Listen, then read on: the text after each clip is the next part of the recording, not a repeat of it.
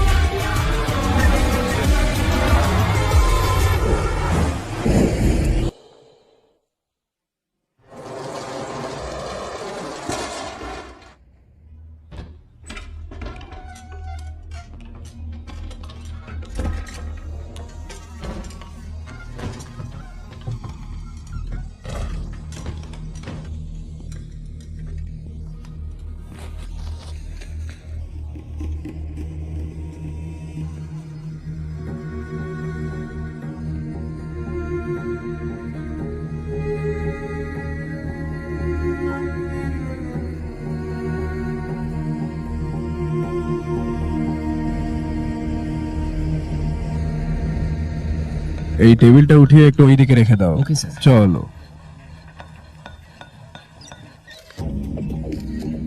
এই ফোন নামাও।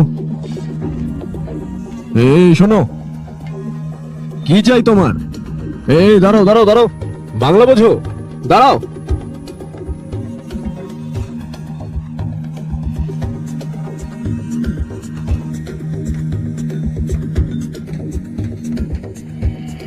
এটা অনেকটা একই ধরনের। আমি আরো চেষ্টা করছি। ইয়া অনেকক্ষণ ধরে তোমার দিকে একটা মেয়ে তাকিয়ে আছে, পিছনে বসে আছে।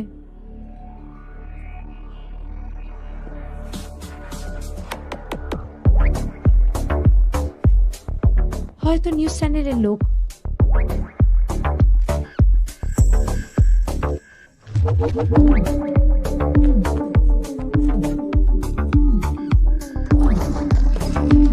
ও চলে গেছে, কিন্তু গেছে? দাদা একজন কালো জামা পরা লোক অনেকক্ষণ ধরে তোমার দিকে দেখছে। আমি বুঝতে পারছি না, তুমি কি চিনতে পারছো? পিছনের উঠোনে? হ্যাঁ হ্যাঁ। ঠিক আছে, আমি দেখে নিচ্ছি।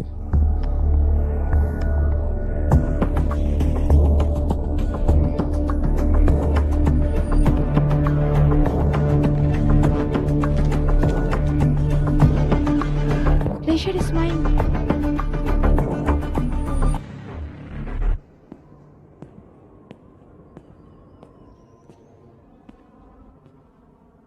হাই স্যার, কি খাবেন আপনি?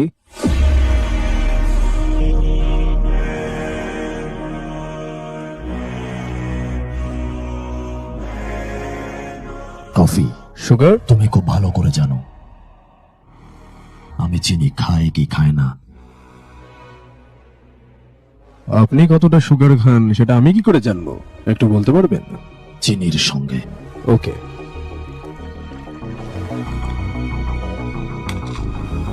ও সরি।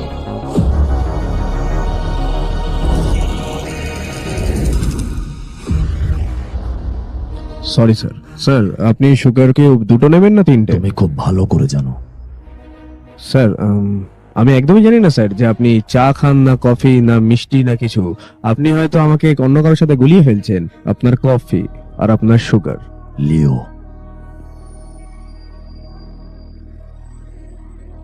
লিও। পার্থিবান। আমি লিও নামে কাউকে চিনি না স্যার। অলরেডি আমার জীবনে অনেক কনফিউশন আছে স্যার। আমি চাই না যে আপনি সেটাকে বাড়িয়ে তুলুন, তো আপনি আপনার কফি খেয়ে প্লিজ চলে যান। কিছু মনে করবে?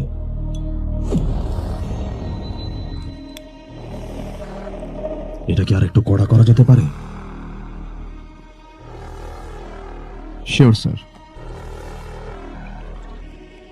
তুমি কি ব্র্যান্ডটার সাথে পরিচিত লিও? না স্যার, আমি আসলে সিগারেট একদমই খাই না, আর ওর গন্ধও সহ্য করতে পারি না এমনকি। D slash. তুমি এটাকে হানি বাজারও বলতে পারো, কিন্তু এটা ব্ল্যাক ডেভিল 25 পাপস যেটা তুমি সৃষ্টি করেছো। সত্যি কি তোমার নিশাচর প্রাণী ভালো লাগে? যদি কোনো হানি বাজার আমাদের তামাকুর খেতে ঢুকে যায় তো তোমার কি মনে আছে? আর সেটা তোমার ফাঁদেও আসেনি। আর হ্যারল্ডের বর্ষা দিয়েও সেটাকে মারা যায়নি। আর সবশেষে আমার হাতের গুলি খেয়ে সেটা মরেছিল। আমার মনে হয় তুমি সেটা ভুলে গেছো। আপনি কি আর কিছু নেবেন নাকি কফির বিলটাই পাঠিয়ে দেবো? তুমি কি তোমার সত্তাকে বিশ্বাস করতে পারছো না? তুমি মৃত লিও। দাঁড়ান, মানে হ্যাঁ, দয়া করে শুনুন। অনেক সমস্যা নিয়ে আমার মাথার তার কেটে আছে। এই কথাটা আমি শেষবারের মতো বলে দিচ্ছি। আপনি যে মানুষটা ভাবছেন সে মানুষটা আমি নই। আমার সহ্য করার ক্ষমতা শেষ হয়ে আসছে মাই ডিয়ার। তাই আমার সময় নষ্ট করো না। মাউন্ট ভিউ লজ, তুমি তোমার চোখ দিতে এসো এবং মানো তুমি লিও। স্যার, এখানে মদ খাওয়া বারণ।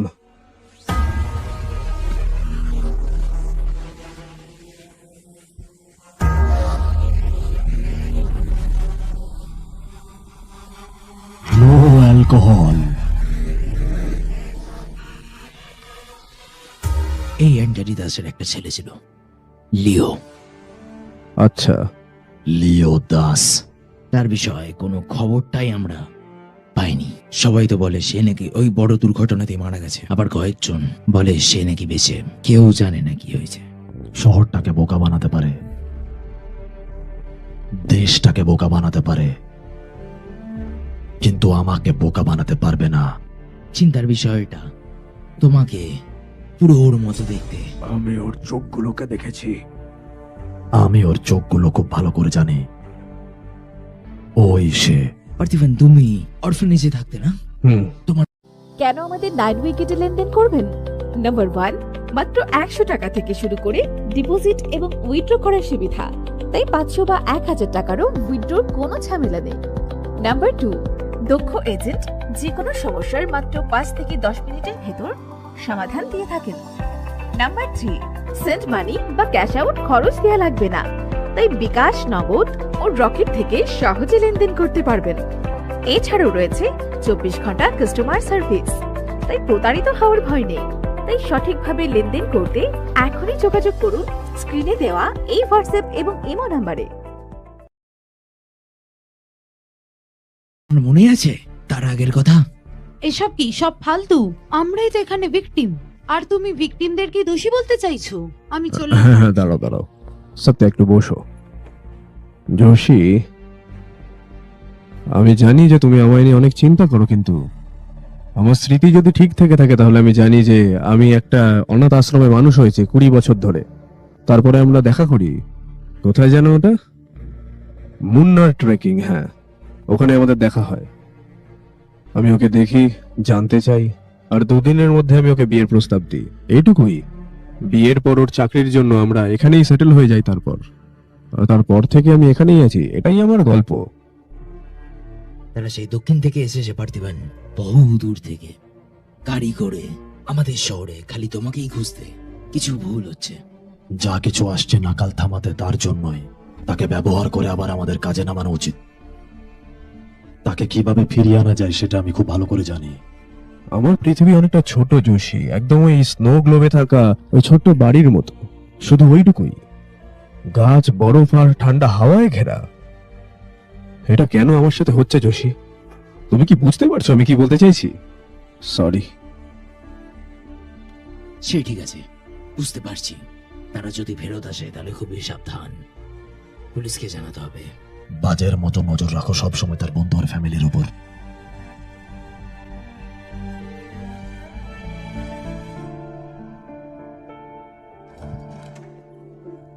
আমার মনে হচ্ছে যে কেউ আমার বাড়িতে নজর রেখেছে। সত্যিয়া জানি না, সত্যিয়া এই স্থির কবরগুলোর মধ্যে আমি কেন অস্থির? আমি প্রচন্ড ডিস্টার্বড। দেখো, একটা জিনিস বোঝো, তোমার কিন্তু তখনই ভাবা উচিত যখন আমি তোমাকে সন্দেহ করব।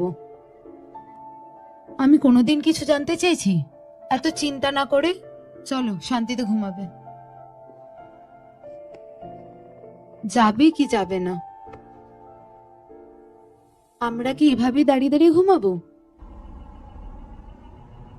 ইঞ্জিনে একদমই হাত দেবে না, জাস্ট হিটারটা ঠিক করে দাও। আমার গাড়িটা আমার চাই।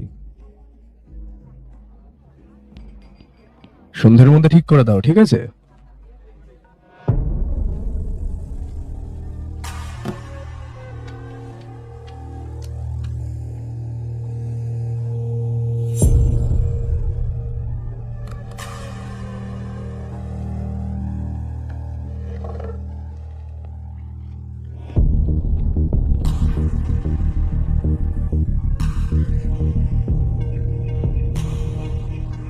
আপনার কি চাই? তোমাকে দেখে নিলাম, এটাই অনেক। আমার যা অবস্থা, আমি এখনই তোমাকে সজোরে থাপ্পড় মারতে পারি, যেটা মৃত্যুর দিন অবধি কখনো তুমি ভুলতে পারবে না। ক্ষমা করে দিও। বেরো। চললাম।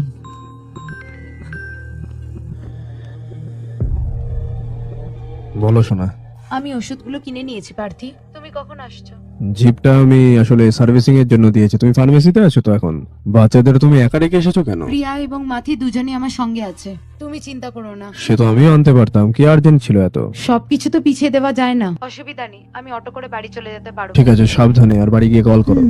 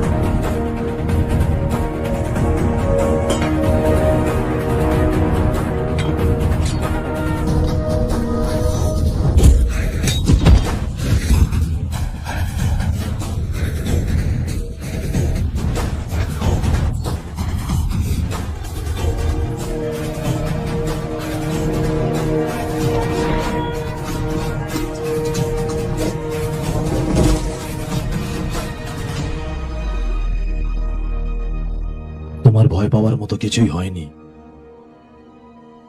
এটা সেই আগের মতো একই রক্ত। তুমি কি চেনো ওকে? আমার নাতনি, আমারই রক্ত। আগের দিন তাহলে আপনিই ছিলেন? আপনার এখান থেকে চলে যাওয়াটা ভালো, নইলে আমি পুলিশকে ডাকবো। পুলিশ? আমি তোমাকে অসুবিধা দিতে আসিনি। তুমি পার্থিবান নামের বিগত 20 বছর ধরে যার সাথে থাকছো, কিন্তু তার আগে কোনো সহানুভূতির সঙ্গে। কিন্তু যখন তুমি বুঝতে পারবে সে একজন মারাত্মক হত্যাকারী, তার হাতে যে কত রক্ত লেগে আছে, তখন তুমি দেখা করো। তখন আমি তোমার স্বামীর আসল রূপ এবং রং দেখাবো।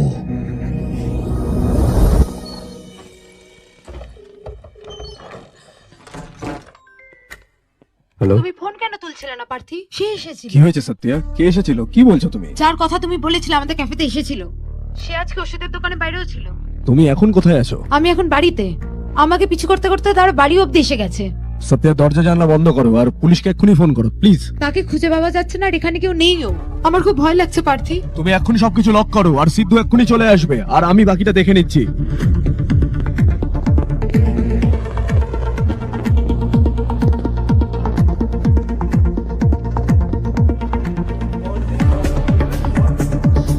ধরো ধরো।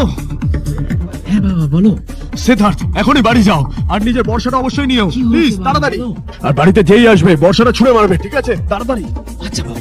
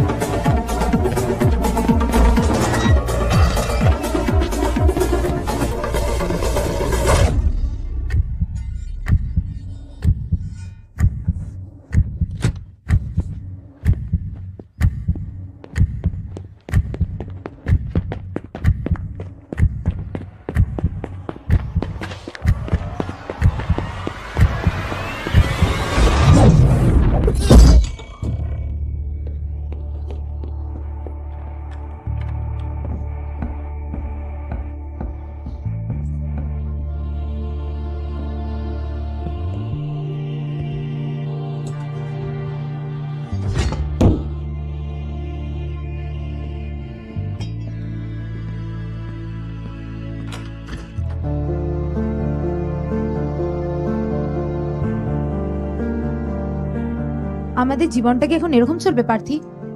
আমরা কিভাবে লুকিয়ে লুকিয়ে বাঁচবো? আমাদের ছেলে মেয়েদের কি হবে? এইভাবে চলতে থাকলে তো আমরা ভয়েই মরে যাব, তাই না? বলো, সে কে? আমাদের মেয়েকে ও নিজের নাতনি বলছে। তাকে দেখলে আমার ভেতরে কেমন অস্বস্তি হয়। আমি তো বুঝতেই পারছি না আমরা কেমন জীবন কাটাচ্ছি। আজকে তো অনেক কষ্টে প্রাণে বেঁচে ফিরতে পেরেছি। থামো, ও এমনি ভয় পেয়ে গেছে।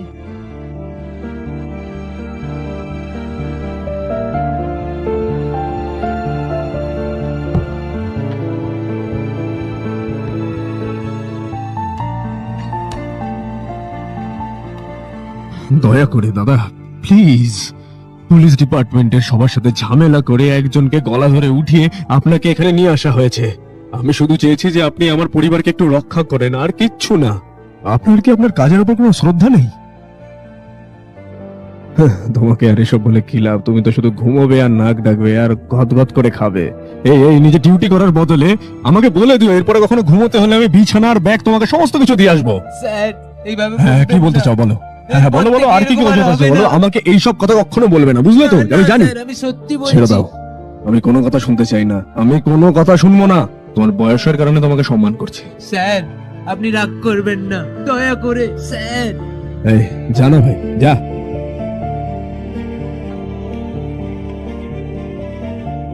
বাবা আমি বুঝতে পারিনি ওটা তুমি ছিলে। আরে ঠিক আছে ঠিক আছে ঠিক আছে, আমি তোমার থ্রোটা খুব ভালো ছিল।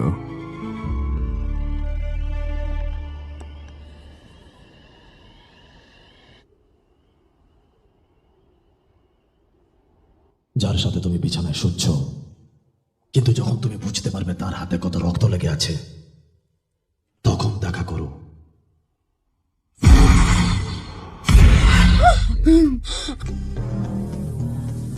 এই ঘটনাটা বেশ অদ্ভুত লাগছে আমার, কারণ এর কোনো মাথা ধ্বংস হয়ে যাবার পেছনে কিছু একটা বড় কারণ আছে।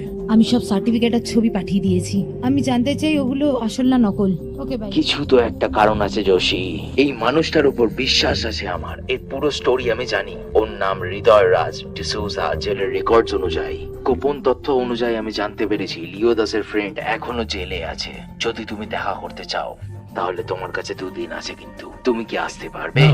আমি আজকেরই ফ্লাইট ধরে ওখানে সে আজকাল খুবই দেরি করে আসছে। তাই নাকি? হুম। মনে হচ্ছে ওই ফোন করেছে। বলো সত্যা, পার্থে, আমি আজ রাত্রে ফিরবো না। আমার জন্য অপেক্ষা করো না। তোমার ডিনার হয়েছে? আমি অনেক দিনই ছুটি নিয়ে নিয়েছি, তাই না? তাই প্রচুর কাজ জমে গেছে। আমি ভেবেছি সব কাজ শেষ করে কাল সকালে ফিরে যাব। আমি সিধুকে বকেছি বলে আমার ফোন তুলছে না। কোথায় সে? ফিরেছে? চিন্টু, হুম। তোমার বাবার ওপর তোমার কোনো সন্দেহ নেই তো? হ্যাঁ, উহুম, কেন? কারণ তুমিই আমার বাবা।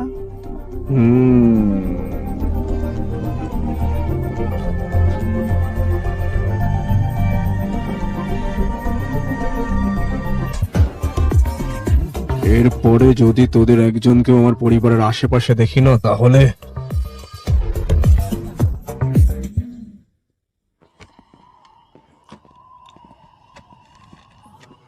আপনি এত ঠান্ডা এখানে বসে আছেন কেন বলুন তো?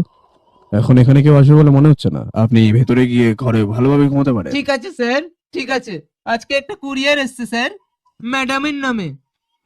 স্যার 1 মিনিট, আমার কিছু বলার আছে আপনাকে।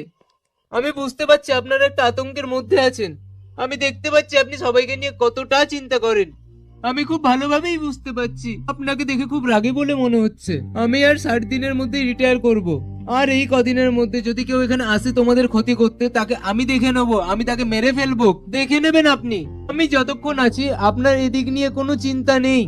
আপনি নিশ্চিন্তে নিজের কাজ করতে পারেন। আমি আর কখনোই ডিউটির মাঝখানে ঘুমাবো না। আমি আপনাকে কথা দিলাম আপনি দেখে নেবেন। ব্যাস এইটুকুই, বিশ্বাস রাখুন।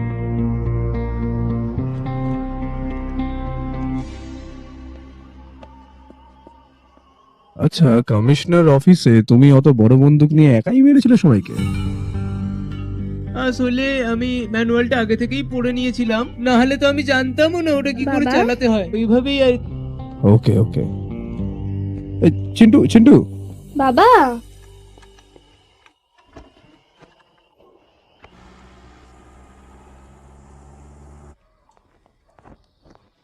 আরে বসো বসো, সবাই কেমন আছো? সে কি ঠিক আছে?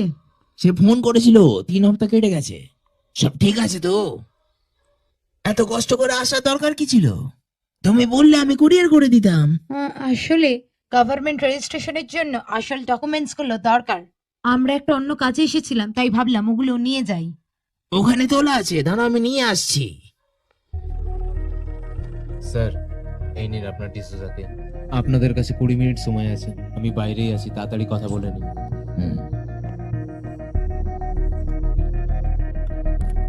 তুমি যে ব্র্যান্ডটা আনতে বলেছিলে আমি এনেছি। হৃদয় রাজ ডিসুজা। টাইম খুব কম, তাই পরিষ্কার কথা বলতে চাই। দাস অ্যান্ড কো তামাক ফ্যাক্টরি, দুজনের নাম অ্যান্থনি হ্যারল্ড। ওদের তথ্য পেয়েছি, কিন্তু লিওর কোনো নাম পাইনি। কিন্তু লিওর বন্ধুদের মধ্যে খালি তুমিই বেঁচে, একমাত্র এখনো পর্যন্ত তুমিই খালি বেঁচে। আমার একটাই রিকোয়েস্ট, এই ফটো লিও কিনা যদি এটা বলতে পারো, 4 জন বাঁচতে পারবে। আমি বুঝতে পারছি তোমার মনে মৃত্যুর ভয়। 3 দিনের মধ্যে তোমার ফাঁসি হবে। তুমি যদি আমায় বলো এক্ষুনি একটা খবর পাঠিয়ে, আমি পারবো তোমার ফাঁসি আটকে দিতে। দেখো, পুরো ইতিহাসটা আমাকে বলো।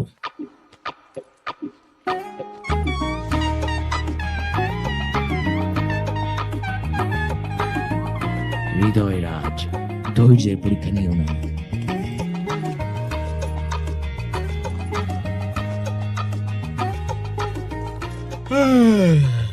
তোমার যদি এতই পাওয়ার থাকে, তাহলে তুমি পেছন গেট থেকে এসে এরকম বাথরুমের মধ্যে বসে কেন মদ খাচ্ছ? আমি যা বলার কোর্টকে সবকিছু বলে দিয়েছি। এমনকি তোর বাবা এসেও এটাকে আটকাতে পারবে না রে। আর কিছু? তামাক ফ্যাক্টরিতে কি হয়েছিল? লিও যদি মরেই যায়, কিভাবে মরলো? তুই আমাকে মদ খাওয়াচ্ছিস বলে আমি তোকে বলবো এমন কিছুই না, এর অনেক কারণ আছে, তুই বুঝবি না। কারণ 2 দিন পর আমি এমনি মরে যাচ্ছি, তখন আর বলতেও পারবো না। সাল 1999, Das and co factory Andhra সব থেকে বড় টোব্যাকো ফ্যাক্টরি ছিল। আর এটা রাজা একজনই ছিল, Anthony Das. Das and co factory নামের পেছনে এরকম অনেক কালো ধান্দাই চলতো। প্রচুর ধরনের কালো ধান্দা ছড়িয়ে ছিটিয়ে ছিল চারিদিকে। Local, national, international Das and co business চারিদিকে ছড়িয়েছিল। অ্যান্টনি কাউকেই কখনো ছেড়ে দিত না বা ভুলে যেত না যারা তাদের বিরুদ্ধে যেত। সে একবারও না ভেবে তাদের গলা উড়িয়ে দিত, আর এটাই তাদের ফ্যামিলির অভ্যাসে দাঁড়িয়ে যায়। তারা যে কোনো ব্যবসা শুরু করার আগেই তারা কোনো না কোনো পশু হত্যা করত, বলি দিত। তারা এটাই মানতো যে কোনো ব্যবসা শুরু করার আগে পশু বলি দিলে তাদের ব্যবসা আরো বড় হতে থাকবে, আরো বড়, আরো বড়। এমনকি তারা শুধুমাত্র পশুও না, তারা নরবলিও শুরু করে দেয়। এটা তাদের কুসংস্কারে পরিবর্তিত হয়। আর তার ভাই হ্যারল্ড দাস আর অ্যান্টনি তাকে 101% বিশ্বাস করত। হ্যারল্ড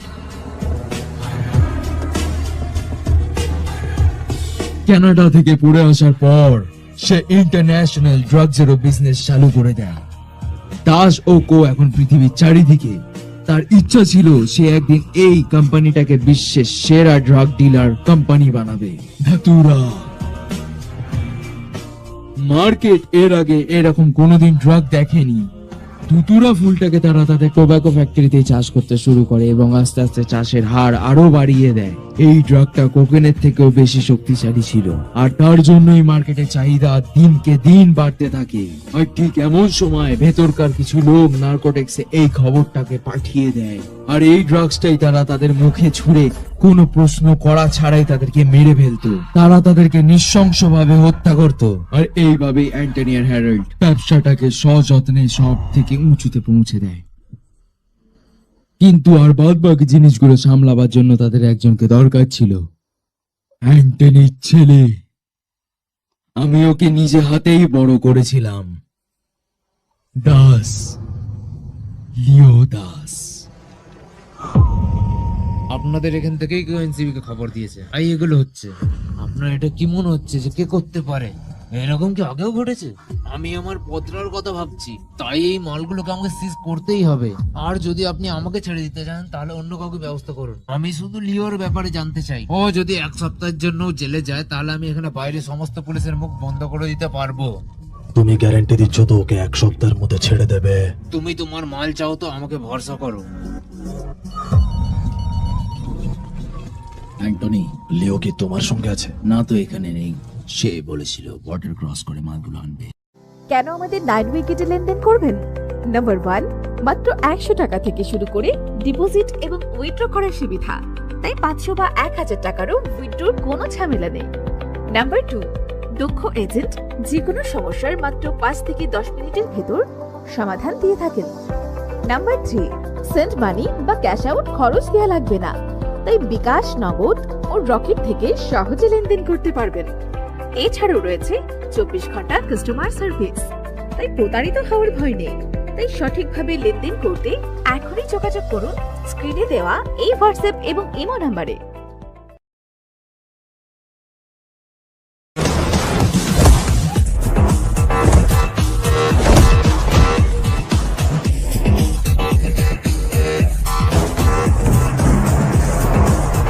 আমি তোমাদের জন্যই কাজ করছি, কিন্তু তুমি কি করছো? এটা আমারই খবর ঘুরছো।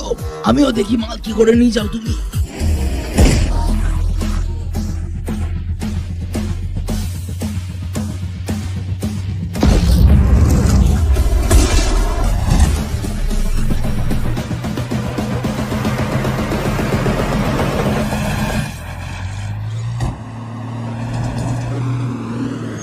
লিওই ছিল একমাত্র যে এনসিসির কাছ থেকে আমাদের মালগুলোকে ফিরিয়ে এনেছিল, কিন্তু তাও তারা তাকে জিরোই মনে করতো।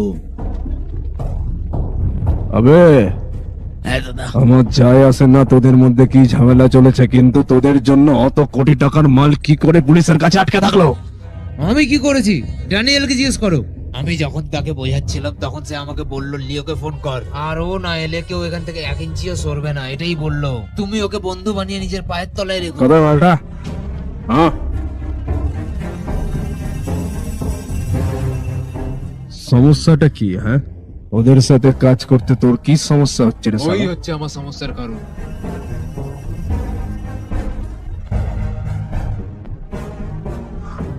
ও কি জানবে আজকের ছেলে? এখানে আমি ওর আগে এসেছি তো আমি ভালো মতোই জানি আমি এই মঙ্গলের সাথে কাজ করতে পারবো না। আমি দেখাতে চাই আমি কতটা দরকারি।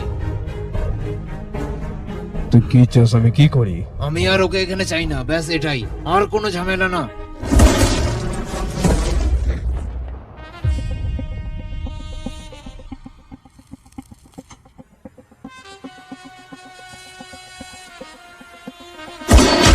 আমি মালটাই চেয়েছিল, তাই না?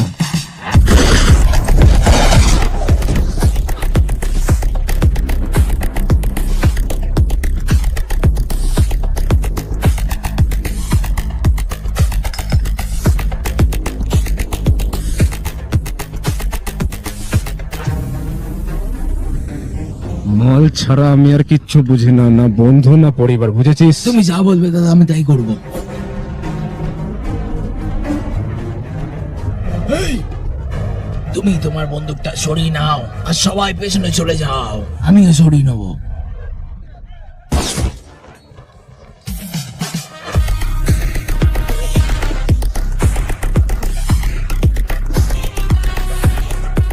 জুড়ুয়া সিনেমা দেখিসনি নাকি? ওখানে দুটো চমচ রোল ছিল জানিস? একটা ছোট্ট চেঞ্জ, ওখানে দুটোই ছেলে ছিল, এখানে একটা ছেলে আর একটা মেয়ে।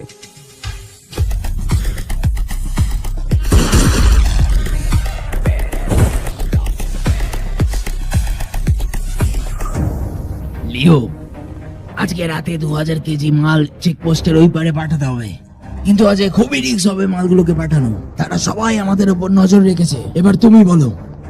এমনকি এটা পুরোপুরি অসম্ভব ছিল, কিন্তু লিও ভেবে নিয়েছিল 2000 কেজি তোরা আজকে ওই পারে পাঠিয়েই ছাড়বে। দুটো ইন্টারস্টেট বর্ডার পার করে সে ওই মালগুলো পাঠাবার একটা চ্যালেঞ্জ নিয়েছিল। বুঝতে পারছো, 2000 কেজি তোরা যার দাম কোটি কোটি টাকা, সে তার কথা রেখেছিল। আর জানো, সে তার বাবাকে কোনো রকম কোনো চিন্তা ছাড়াই সে নিজের কাঁধে তুলে নিয়েছিল সবকিছু। কিন্তু এর মধ্যেখানে একটা খুব অস্বাভাবিক ঘটনা ঘটে যায়। একটা বিশেষ গোষ্ঠী তারা 2 বছর পর খুঁজে পায়, আর সেই ব্যক্তিকে যদি তারা বলি দেয় তাহলে তাদের ব্যবসা আগের থেকে আরো ফুলে ফেপে উঠবে। কিন্তু আমাদের কোনো যাই আসছিল না। 2000 কেজি মাল পৌঁছাবার পরিবর্তে আমরা হেভি পার্টি করছিলাম।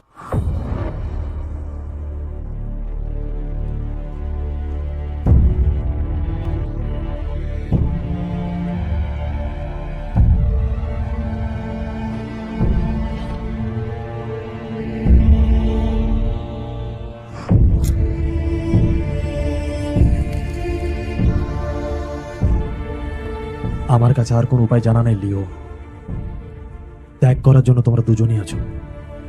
তোমাকে তারা মারতে এসেছিল, তোমাকে তারা ভেড়া ভাবে মারতে এসেছিল, এমনকি আমার ভাইও হাতে ভরসা তুলে নিয়েছিল। আমি এসে যে একমাত্র তোমাকে বাঁচিয়েছিলাম। তোমাকে এর জন্য আমাকে ধন্যবাদ দিতে হবে না, শুধু আমাকে ক্ষমা করো। তোমার জন্য সালা কতজন লোককে উপরে পাঠিয়ে দিয়েছি তার কোনো হিসেব নেই। তোমার আদেশে আমি আমার বন্ধুকে অব্দি মেরে দিয়েছি, তাও আমাদের ব্যবসার জন্য। কিন্তু এইগুলো তো শুধুমাত্র বুজরুকে। এলিজাকে ছেড়ে দাও। লিও, এটা আমাদের ব্যবসার জন্য তো, বোঝো ব্যাপারটা। এই, ও শুধুমাত্র আমার বোন না, আমার শরীরের একটা অংশ, জীবনের অংশ। যদি ওর সাথে কিছু একটা হয়, তুমি যত জন্মই নাও না কেন, যেই দিন তোমার সাথে আমার দেখা হবে ওই দিনই তোমার শেষ দিন হবে। যেই দিন তোমার সাথে আমার দেখা হবে ওই দিন তোমার শেষ দিন হবে। মাথা ঝুঁকিও না। যেদিনকে মা মারা গেছিল সেদিনকে আমি তোমাকে বলিনি ও কোনোভাবে আমার মায়ের মৃত্যুর সঙ্গে জড়িত? উনি যদি ওনার পরিবারকে ভুলে যেতে পারেন তাহলে ও আমার বাবা নয়। এখানে যারা আছে কেউই আমার নয়। তুমি আমাকে একটা সাহায্য করবে লিও? এখানে তাহলে তুমি কাউকেই ছাড়বে না।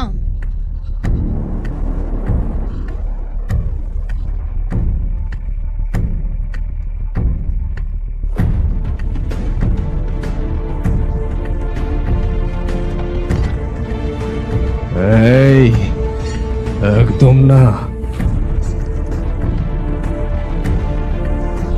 এই, এই, একদম না। ওকে ছেড়ে দাও বাবা, বাবা।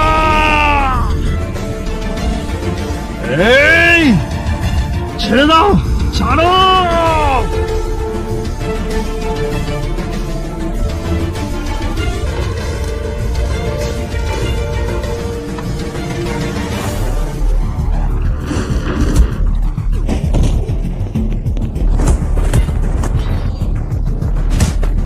এলিসা, বোঝার চেষ্টা করো, আমার দুর্দশাটা বুঝো।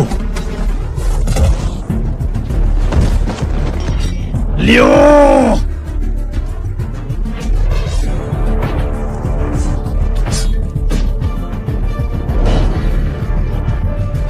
লিও, পুরো ফ্যাক্টরিটা জ্বালিয়ে দাও। হ্যারল্ড, ওদের যেতে দিও না।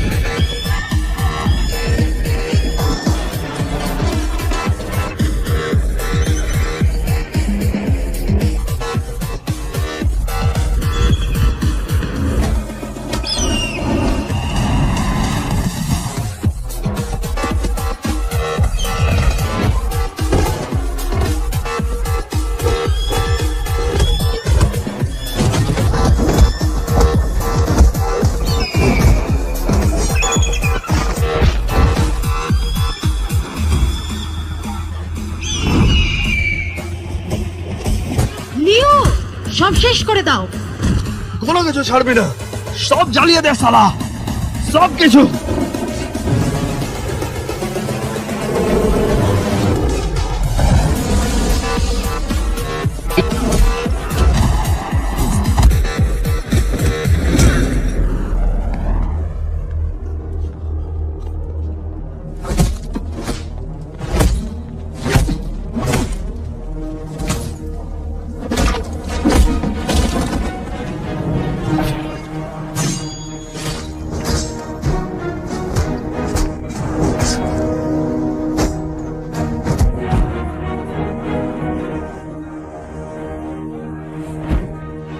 এইগুলোর জন্য নিজের বাচ্চাদের সালা বলি দিতে চাইছিলি তোরা? এরপরে এগুলো সালা থাকবেই না, এগুলোকে আর থাকতে দেবো না। এই সালা এগুলো আর থাকবেই না।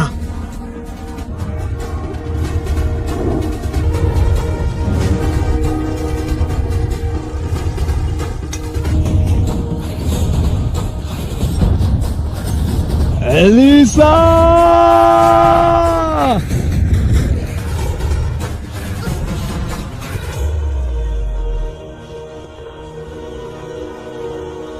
Elisa, Elisa, Elisa, Elisa,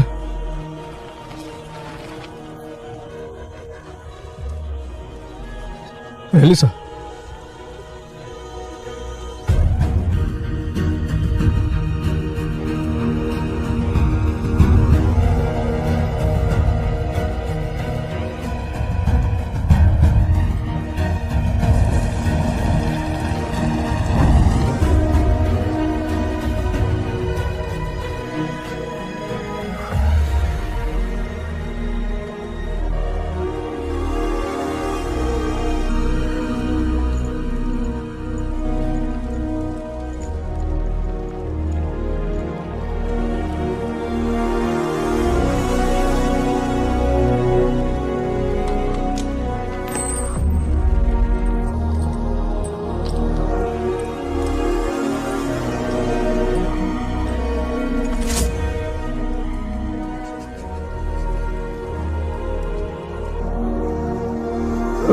Elisa, Elisa, Elisa, ELISA!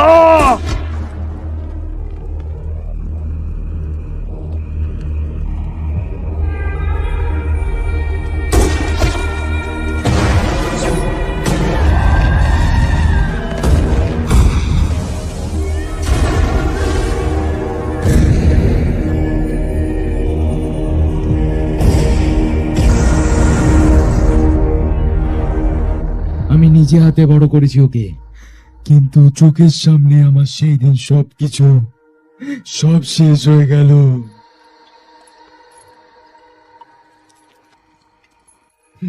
এই ফটোটা দেখে বলে এটা কি লিও? এই ফটোটা চিনতে পারলে অনেক কিছু ঠিক হয়ে যাবে।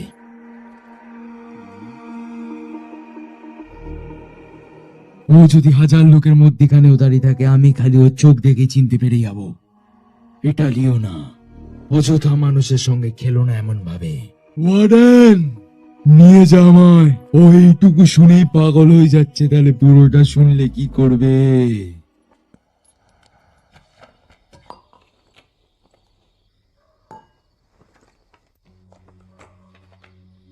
এটা ওর ক্লাস 3 এর ফটো, এটা ওর ক্লাস 4 এর ফটো দেখো, আর এটা হচ্ছে ক্লাস 5 এর ফটো দেখো, এটা কলেজের সময়কার ফটো দেখো।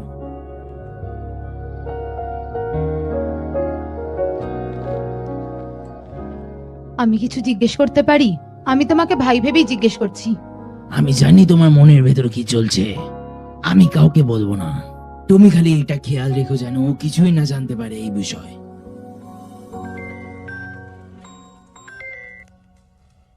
হ্যালো। স্যার পার্থিবেন বলছেন? হ্যাঁ বলছি। আপনার দোকানে একটা দুর্ঘটনা হয়েছে, তাড়াতাড়ি আসুন। আরে স্যার, ও আমাদের সঙ্গেই বসে মদ খাচ্ছিল এখানে। জানি না কেন বারবার বলছিল ও ওদের বন্ধুকে দেখতে পাইছে, তাই সে খুব আনন্দে মদ খাচ্ছিল। কিন্তু এমনকি ও আমাদেরকেও মদ কিনে দেয়, তারপরে ও পুরো মাতাল হয়ে যায়। তারপর থেকে অনেকক্ষণ একটা লোকের সঙ্গে কথা বলতে দেখি, তারপরে ওকে গাড়িতে ঢুকিয়ে নেয় দেখি। কালো রঙের গাড়ি হ্যাঁ ছিল? দাদা।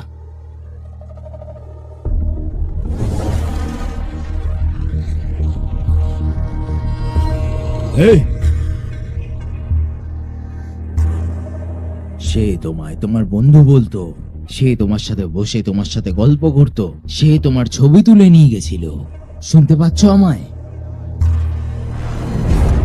স্যার, যদিও আমার রেগুলার কাস্টমারও হতো, তাহলে আমার চোখ থেকে এক ফোঁটা জল পড়তো। আমার মুখ দেখে কি আপনার মনে হচ্ছে যে আমি দুঃখিত কোনোভাবে? আমার চোখের দিকে তাকান, আমি কি দুঃখিত মনে হচ্ছে? আমি জানি না স্যার ও কে ছিল। আমার ক্যাফেতে ওর মৃত্যুর পেছনে আমি কি করে দায়ী হতে পারি স্যার? হ্যাঁ, যদি প্রয়োজন হয় আমি থানায় আসতেই পারি, সেখানেই আমার ইন্টারোগেশনটা করে নেবেন। আমার বাড়িতে একটা বাচ্চা মেয়ে একা আছে, আমাকে ওখানে যেতে হবে। এবার আমাকে যেতে দিন। যাও। Thank you sir.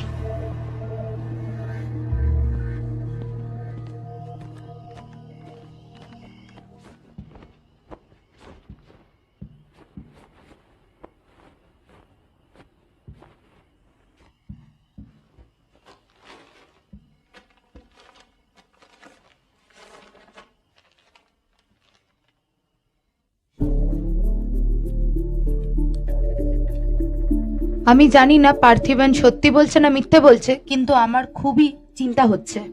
প্রত্যেক মানুষের বাচ্চা লিমিটেড মিথ্যে বলতে পারে।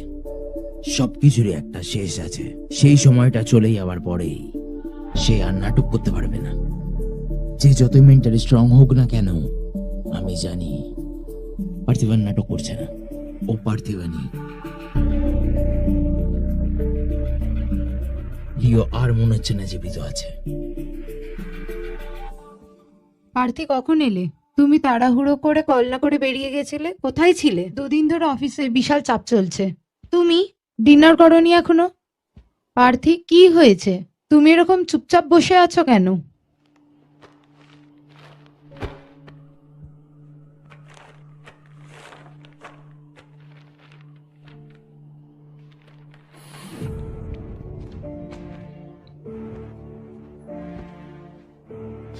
এরপর আমার হারানোর আর কিছু নেই। I M A loser, loser. আমার চোখের দিকে তাকিয়ে তুমি কি করে আমাকে এভাবে সন্দেহ করতে পারো? আমি তো বুঝতেই পারছি না। প্লিজ আমার কাছে এসো না প্লিজ। পুরো পৃথিবী আমার উপর সন্দেহ করে, আমার কোনো যায় আসে না, কিন্তু তুমি কি করে আমার উপর সন্দেহ করতে পারলে? তুমি সত্যা বলো, সত্যা।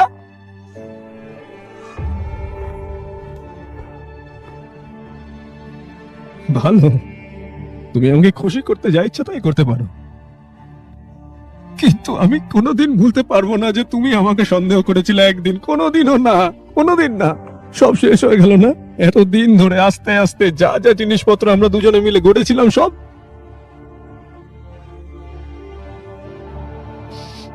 আমি ওই মানুষটা নই। পার্থিব মানে ওরকম ধরনের মানুষ নয়। আমি বলে বলে বলে বলে বলে বলে হাঁপিয়ে গেছি। ওই মানুষটা আমার মতো দেখতে, তাহলে আমার কি দোষ তাতে?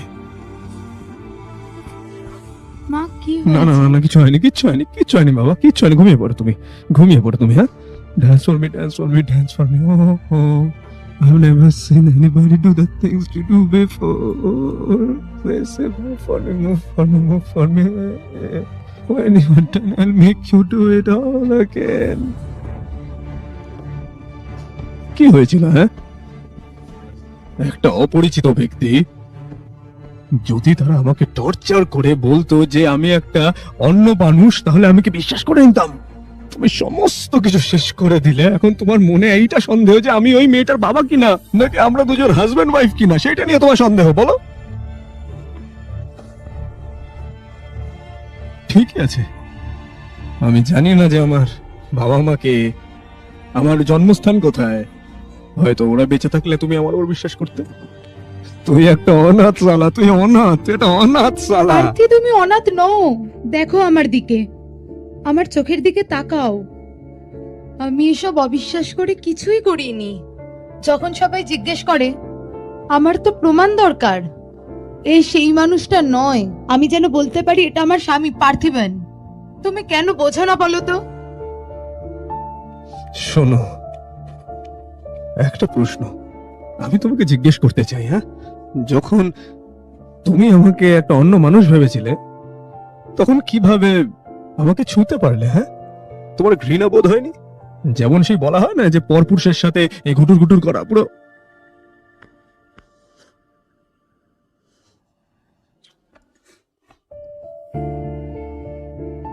এই, আমাকে বিশ্বাস করো তো সত্যা, প্লিজ বিশ্বাস করো আমায়। আমার নাম পার্থিবান, আমি তোমার। কেন আমাদের 9 উইকেটে লেনদেন করবেন? নাম্বার 1, মাত্র 100 টাকা থেকে শুরু করে ডিপোজিট এবং উইথড্র করার সুবিধা, তাই 500 বা 1000 টাকারও উইথড্রর কোনো ঝামেলা নেই। নাম্বার 2, দক্ষ এজেন্ট যে কোনো সমস্যার মাত্র 5 থেকে 10 মিনিটের ভেতর সমাধান দিয়ে থাকেন। নাম্বার 3, সেন্ড মানি বা ক্যাশ আউট খরচ দেওয়া লাগবে না, তাই বিকাশ, নগদ ও রকেট থেকে সহজে লেনদেন করতে পারবেন। এছাড়াও রয়েছে 24 ঘন্টা কাস্টমার সার্ভিস, তাই প্রতারিত হওয়ার ভয় নেই। তাই সঠিকভাবে লেনদেন করতে এখনই যোগাযোগ করুন স্ক্রিনে দেওয়া এই হোয়াটসঅ্যাপ এবং ইমো নম্বরে। বিশ্বাস করো,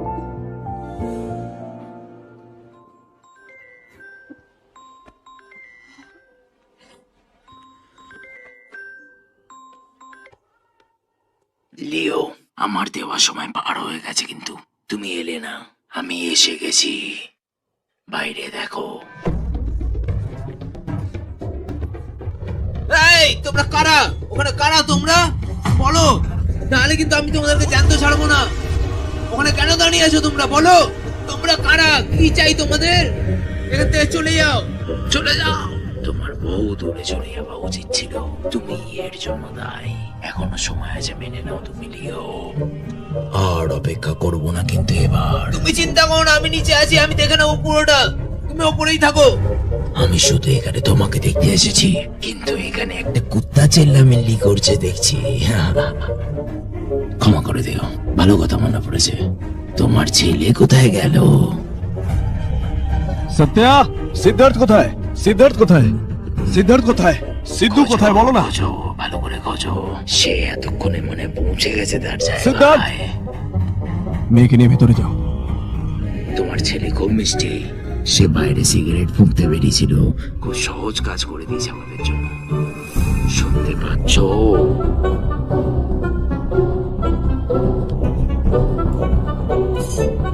এই ঘরে যে ঢুকবে তোমাকে তাকে ছুরি মারতে হবে। পারবে তুমি? ধরো, ধরো এটাকে। যাও, ভেতরে যাও, ভেতর থেকে লক করে দিও। আমি কিন্তু এটা করতে চাই না লিও, তোমার মন এইভাবে ভাঙতে চাই না। আমি তোমার ছেলেকে কেনই বা মারতে যাব? 22 বছর আগে তোমার বোন মারা গেল। আজকে সেই দিন, আর আজকে সেই দিনে তোমার ছেলেকে বুঝতে পারছিস না তুমি যে আমার কোনো বোন নেই? শুধুমাত্র আমার ছেলেকে ছেড়ে দে এবার, আমি আসছি। হ্যাঁ, নিজেকে আসবে লিও। এই আপনি দরজা খুলুন, দরজা খুলুন দাদা। চলে যাও।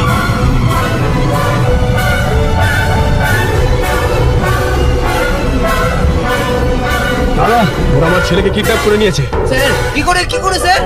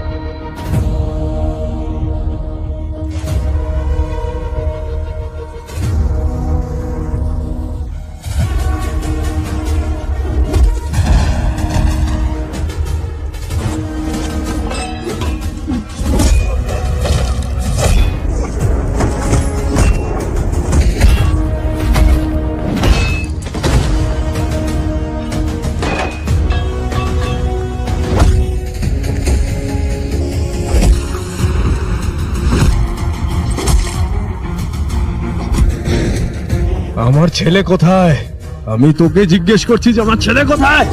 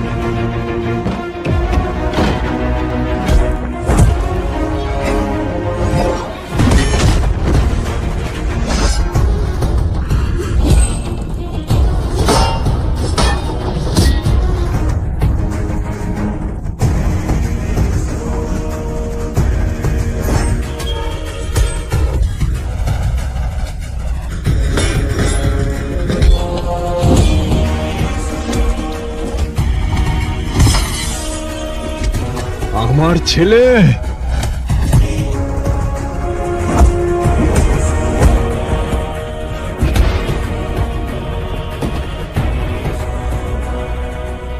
তুমি বেঁচে গেছিলে লিও, তোমার ছেলে আর আমার থেকে বাঁচবে না লিও।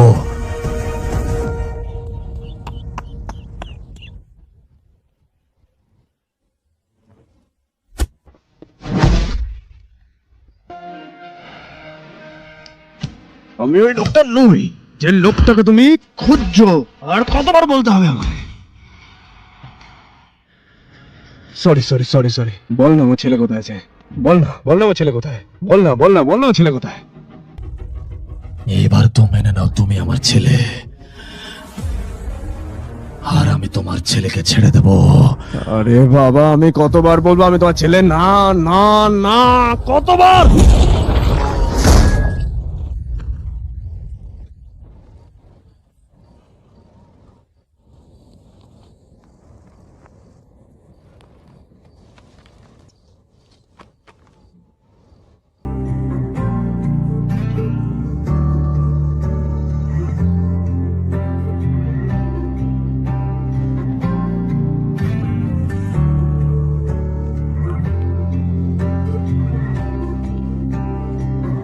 শোনো,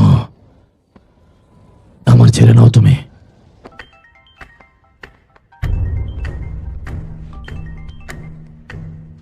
হ্যারল্ড, অ্যান্টনি আর নেই, আমি ছেলেটাকে নিয়ে আসছি ওখানে।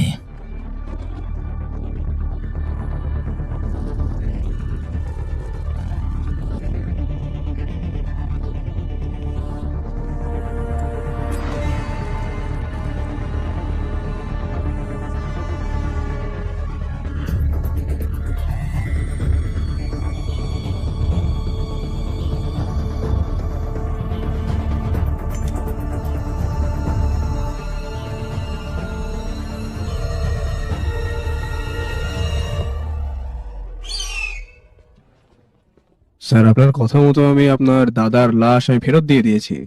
যদি আমার ছেলেকে আপনি ফেরত দিয়ে দেন তাহলে আমি চলে যাব। আমি জানি, আমি যাই বলি না কেন আপনি আমাকে বিশ্বাস করবেন না, ওই জন্য আমি আসলে ভয় পাওয়ার কিছু নেই। এটা আমার স্কুলের ব্যাগ স্যার, এটা আমার বার্থ সার্টিফিকেট, এটা আমার 12th সার্টিফিকেট, এটা আমার আধার, আমার বিয়ের ফটো, সমস্ত কিছু। এটা আমার বাচ্চার প্রথম জন্মদিন। আর এইটা হচ্ছে, আপনি এটা দেখুন স্যার, যখন 10th-এ আমি গানের কম্পিটিশনে ফার্স্ট হয়েছিলাম না, সেইটার জন্য প্রথম হয়েছিলাম স্যার ডিস্ট্রিক্টে। দেখুন সার্টিফিকেটে সমস্ত বড় বড় অক্ষরে লেখা আছে।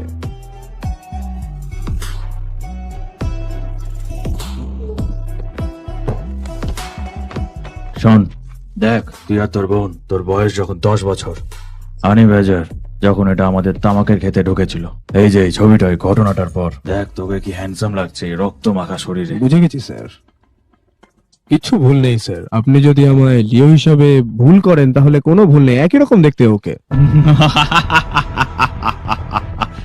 এই, আমাকে দেখি তোর বোকা মনে হয়? হ্যাঁ স্যার, আমার কপালে সি লেখা আছে নাকি? লিও, তোর মনে আছে তো তোর বোনকে আমি কিভাবে মেরেছিলাম? আমার মনে হচ্ছে তুই ভুলে গেছিস। এটাই ভালো হবে তুই মেনে নে তুই লিও, আর না হলে তুইও তোর বোনের কাছে পৌঁছে যাবি। স্যার, আমি বলতে বলতে হাঁপিয়ে গেছি যে আমার কোনো বোন নেই স্যার। সেদু,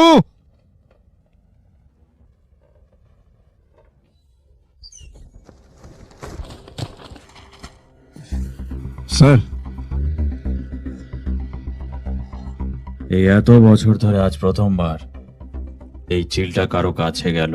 মানুষরা মিথ্যে কথা বলতে পারে, প্রমাণপত্র মিথ্যে হয়, কিন্তু পাখি কখনো মিথ্যে বলে স্যার না। একটা সত্যি কথা বলবো, এত বড় চিল আমি কোনোদিন কোথাও দেখিনি। আমার না ভয় করছে, আপনি একটু পেছনে রাখতে পারবেন না?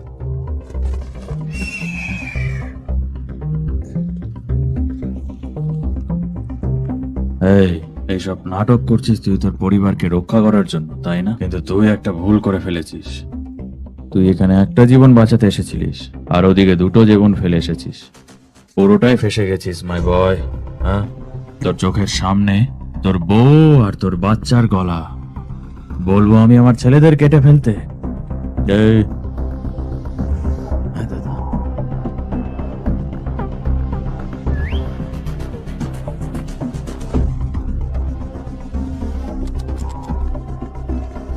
Sir sir sir sir sir please ওদের কিছু করবেন না স্যার, স্যার প্লিজ স্যার।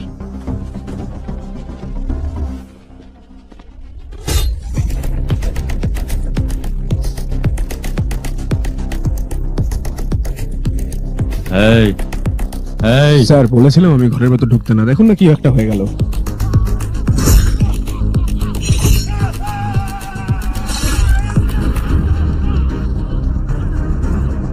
এই, চুপ কর।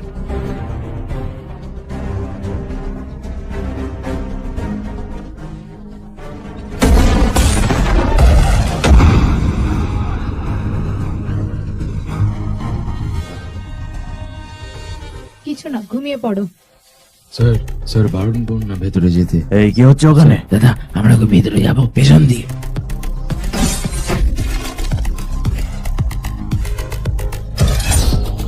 আবে এ তো মারা গেল।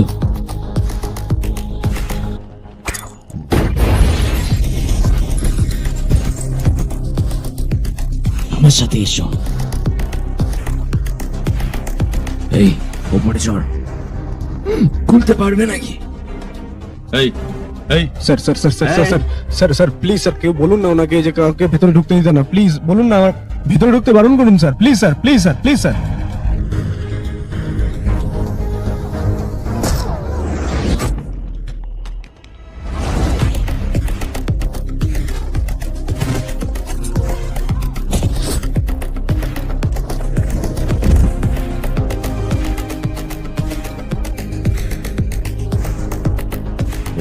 জানা আরে দাদা তুমি যাও না। তবে যা বলছি।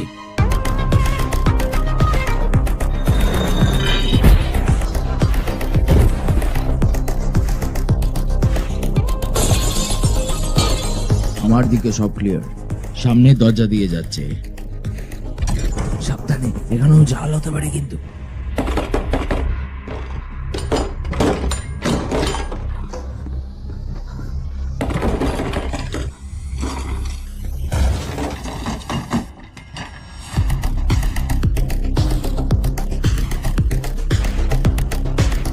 अबे ये तो छोटा भीम रे।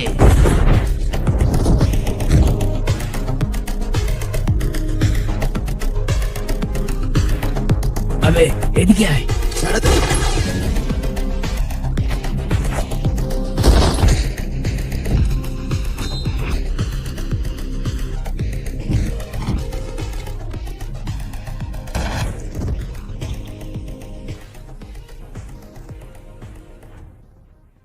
এদেরকে চেনে বল। আমার মামি, আমার প্রথম ভালো লাগা, আমার জীবনের প্রথম নারী, যার কাছে হয়েছিল আমার যৌন জীবনের হাতেখড়ি।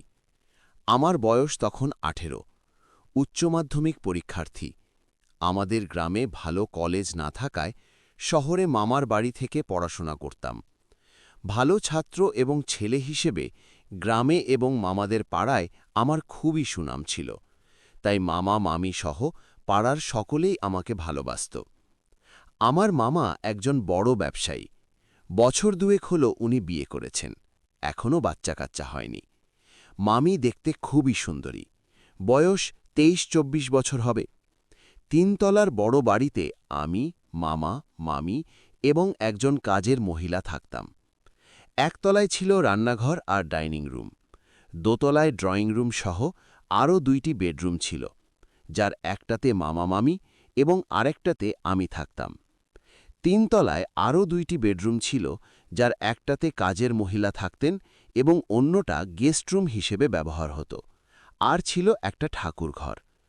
প্রতিটি বেডরুমের সাথেই অ্যাটাচড বাথরুম ছিল, তাই কারও কোনো প্রকার অসুবিধে হতো না। আমি সারাদিন পড়াশোনা নিয়েই ব্যস্ত থাকতাম। ছুটির দিনে মামির সাথে গল্পগুজব এবং বিকেলে বাড়ির ছাদে একটু হাঁটাহাঁটি করতাম। আমার ফুল বাগান করার খুব শখ ছিল, তাই মামা বাড়ির ছাদের ওপর টব দিয়ে আমি গোলাপের চাষ করতাম। মামি উচ্চ মাধ্যমিক পাশ করার পরপরই বিয়ে হয়ে যাওয়াতে পড়াশোনা ছেড়ে দিয়েছেন। বাড়িতে কোনো কাজ নেই, তাই প্রায় সব সময় উনি আমার রুমে আমার বিছানায় শুয়ে বসে থাকতেন। আমি অনেকদিন ওনাকে বলেছি পুনরায় পড়াশোনা শুরু করতে, কিন্তু উনি বলেন এখন আর ওনার ওসব ভালো লাগে না। মামা সবসময় ব্যবসা নিয়ে ব্যস্ত থাকতেন এবং মাঝে মাঝে দেশের বাইরেও যেতেন 1-2 সপ্তাহের জন্য। মামিকে উনি খুব একটা সময় দিতেন না। আমি বুঝতে পারতাম মামি খুব একাকী বোধ করতেন এবং চাপা একটা কষ্ট বুকের মধ্যে বয়ে নিয়ে বেড়াতেন, কিন্তু কাউকে কখনো প্রকাশ করতেন না। ওনার জন্য আমারও খুব খারাপ লাগত। তাই একদিন আমি মামিকে জিজ্ঞাসা করলাম, আপনার উপন্যাস পড়তে কেমন লাগে? উনি বললেন, উপন্যাস পড়তে ওনার খুব ভালো লাগে। তাই মনে মনে ঠিক করলাম পাবলিক লাইব্রেরির একটা কার্ড করব এবং সেখান থেকে মামিকে ভালো ভালো উপন্যাস এনে দিব। অন্তত তার সময়টা তো কাটবে উপন্যাস পড়ে। পরদিন কলেজ থেকে ফেরার পথে পাবলিক লাইব্রেরিতে গিয়ে গল্পের বইয়ের জন্য একটা কার্ড করলাম এবং সমরেশ মজুমদারের গর্ভধারিণী উপন্যাসটা মামির জন্য নিয়ে এলাম। মামি খুব খুশি হলেন। তারপর থেকে মামি সারাদিন আমার বিছানাতে শুয়ে বসে উপন্যাসের পর উপন্যাস পড়ে দিন কাটাতে লাগলেন, আর আমিও ওনার জন্য উপন্যাস সরবরাহ করতে লাগলাম। এভাবে আমরা পরস্পরের ভালো বন্ধুতে পরিণত হলাম। সম্বোধন আপনি থেকে তুমিতে রূপান্তরিত হল। মামি এখন আর তেমন একাকী বোধ করেন না। যে উপন্যাস পড়ে আমার সাথে গল্প করে তার ভালো দিন কাটতে লাগলো। ফিরতে দেরি হলেই উনি আমার মোবাইলে ফোন করা শুরু করতেন। যা হোক, আমারও মামির সঙ্গ ভালোই লাগত। নানা রকমের গল্প করতাম, আড্ডা মারতাম। মামি আমাকে বলতেন, তুমি যেন তোমার মামার মতো হয়েও না, বিয়ে করে বউকে সময় দিও। আমি হেসে বলতাম, আগে বিয়ে তো করি, তারপর দেখব। আমি এখন মামির সাথে অনেক ফ্রি, অনেক কথাই খোলামেলা আলোচনা হয়। একদিন উনি আমাকে জিজ্ঞাসা করলেন, আমি কারো সাথে প্রেম করি কিনা বা কাউকে পছন্দ করি কিনা। আমি হেসে বললাম, যাহ, পড়াশুনো করে যতটুকু সময় পাই সেটাতে আমি তোমাকেই দিই, তো প্রেম করব কখন? প্রেম করতে হলে মেয়েদের সময় দিতে হয়, বুঝলে? মামি আমার নাক চেপে দিয়ে বলতেন, তাই নাকি মশাই? মামি আমার গায়ে হাত দিয়ে ইয়ার্কি ফাজলামো করতেন, কিন্তু আমি কখনোই সেগুলিকে সিরিয়াসভাবে নিতাম না, বা আমি তার গায়ে কখনো হাত দিতাম না। আসলে আমি মামিকে খুবই শ্রদ্ধা করতাম এবং বন্ধু হিসেবে ভালোবাসতাম। এছাড়া ওনাকে নিয়ে আমার মাথায় কখনো কোনোদিন খারাপ চিন্তা আসেনি। উনি যখন আমার বিছানাতে শুয়ে উপন্যাস পড়তেন, কখনো কখনো ওনার বুকের আঁচল সরে যেত বা শাড়িটা পায়ের অনেকটা উপরে উঠে প্রায় ওনার হাঁটু পর্যন্ত দেখা যেত, কিন্তু ওনার তাতে কোনো রকম ভাবালেশ ছিল না, আর আমিও ওগুলো পাত্তা দিতাম না। এক কথায় ওনার প্রতি আমার কোনো খারাপ নজর ছিল না। ব্যবসার কাজে মামা যখন 1-2 সপ্তাহ বাসায় থাকত না, তখন আমার রুমে গভীর রাত পর্যন্ত চলত আমাদের আড্ডা। তারপর মামি রাত 2-3টের দিকে নিজের ঘরে গিয়ে শুতেন।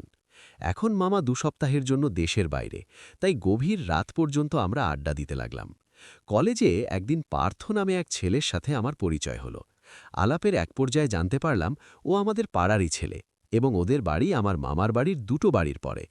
যা হোক, তারপর থেকে আমরা বন্ধু হয়ে গেলাম এবং একসাথে কলেজে যাতায়াত করতে লাগলাম। এর মধ্যে একদিন ও আমাকে কলেজ ফাঁকি দিয়ে মর্নিং শোতে একটা ইংরেজি অ্যাডাল্ট ফিল্মও দেখাতে নিয়ে গেল। ফিল্মটা দেখার পর শরীরের মধ্যে কেমন যেন একটা ভাব হতে লাগল। বাসায় ফিরে দেখি মামি আমার রুমে আমার বিছানায় শুয়ে একটা উপন্যাস পড়ছে। আমাকে দেখে হেসে বললেন, যাও তাড়াতাড়ি গিয়ে হাত মুখ ধুয়ে ফ্রেশ হয়ে নাও, খুব খিদে পেয়েছে, একসাথে খাবো। কথাটি বলে উনি উপন্যাসটা বন্ধ করে আমার বিছানার উপর রেখে নিচে ডাইনিং রুমে চলে গেলেন। আমি হাত মুখ ধুয়ে ফ্রেশ হয়ে ডাইনিং রুমে গিয়ে দেখি প্লেটে খাবার সাজিয়ে মামি বসে আছেন। আমি যেতেই খাওয়া শুরু হলো।